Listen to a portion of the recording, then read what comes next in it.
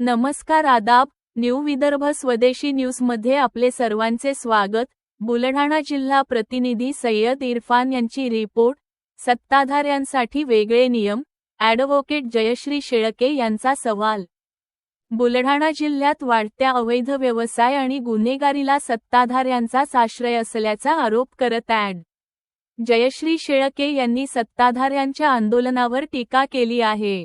ज्या लोकांच्या राजाश्रयामुळे ही परिस्थिती निर्माण झाली, त्यांच्याकडूनच आंदोलन होणे हास्यास्पद असल्याचे त्या म्हणाल्या। तसेच जिल्हाधिकारी कार्यालयासमोर आंदोलनासाठी विशेष परवानगी देण्यात आली का, असा प्रश्नही त्यांनी उपस्थित केला। यापूर्वी इतर आंदोलकांना अशी परवानगी नाकारण्यात आली असून अनेकांना जिजामाता प्रेक्षागृहासमोर पावसात व चिखलात आंदोलन करावे लागते।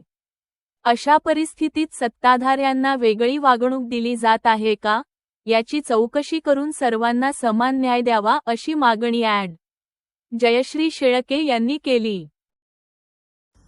बुलढाणा शहरात आणि परिसरामध्ये ज्यांच्या राजाश्रयाने अवैध व्यवसाय आणि गुन्हेगारी वाढलेली आहे, त्यांनीच आता त्याविरोधात आंदोलन करावं हे अतिशय हास्यास्पद आहे। आम्ही तर वारंवार हे सांगत आलो की केवळ बुलढाणा जिल्हाच नाही तर राज्यभरामध्ये कायदा आणि सुव्यवस्था राहिलेली नाही। राज्यात अवैध व्यवसाय आणि गुन्हेगारी मोठ्या प्रमाणात वाढलेली आहे, परंतु आता भारतीय जनता पक्षाला त्यांच्या मित्र पक्षानेच घरचा आहेर दिलेला आहे। निदान आता तरी काही ना काही या सगळ्यावर कारवाई होईल अशी अपेक्षा आहे। परंतु हे करत असताना कधी नव्हे ते या मुद्द्यावर आंदोलन करणाऱ्या आंदोलकांचे काही हितसंबंध तर दुखावले गेले नाहीत ना, आणि त्यामुळे त्यांना आंदोलन करावं लागतंय का, याची सुद्धा चौकशी झाली पाहिजे। प्रामुख्याने या आंदोलनासाठी विशेष परवानगी म्हणून जिल्हाधिकारी कार्यालयासमोर आंदोलनाला मुभा देण्यात आली का, हे सुद्धा या बुलढाण्यातील जनतेला सांगितलं गेलं पाहिजे। कारण याआधी कुठलेही आंदोलक असतील तर त्यांना आंदोलनासाठी जिल्हाधिकारी कार्यालयासमोर परवानगी दिली जात नाही, दिली गेलेली नव्हती।